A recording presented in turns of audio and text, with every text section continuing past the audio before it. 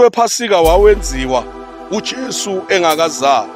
Kwakuthi ngelanga leshumi enyangeni yokuqala bese umninikhaya ahamba ufuna imvu encane enganasici nengenacala evundle kuqala esibelethweni sikanina. Ingakho-ke noJesu bekufanele ukuthi naye avundle kuqala esisweni sikanina futhi angabi nasici. Futhi ukungabi nasici kwakhe kumenza ukuthi abe yimvu efanelekile impela yokuhlatshwa. The more bamthola engenacala is the more efaneleka more ukuthi ahlatshwe. Okumnandi-ke ngoJesu akafani nemvu le ebekade isetshenziswa kudala ngoba zona azivukanga, kodwa uJesu uma ehlatshiwe uvukile yena kwabafileyo.